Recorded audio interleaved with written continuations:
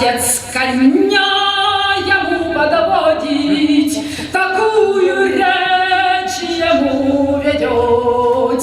Отец коня ему подводить, такую речь ему ведет. Коня дарю тебе лихого, он верный. Российского кино уже 4-й год проходит в Кыргызстане, и знаменательно то, что старт этому прекрасному мероприятию дал именно ОШ в 1916 году.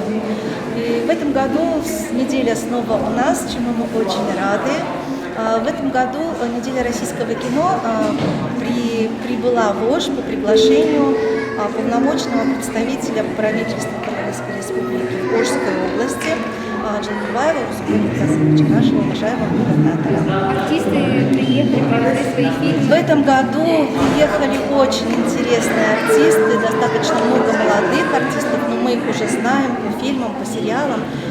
Поскольку в этом году в России 19-й год является годом театра, то к нам приехали не только артисты театра, кино и театра. То есть все эти люди – это театральные артисты. И нужно отдать должное, что в своем плотном графике спектаклей, выступлений они нашли время и целую неделю, чтобы посвятить ее нам, нашему ужскому зрителю. Кровопролитное восстание длилось 2 года, пока русские войска... А еще в это время произошло Пугачевское восстание. Я знаю, Пугачев. Войска освободили Крым, открыв для России выход к южным морям, на Черном море, в Чесменской бухте. А это Григорий Потемкин Османской империи. О, это граф... Этот памятник установлен в...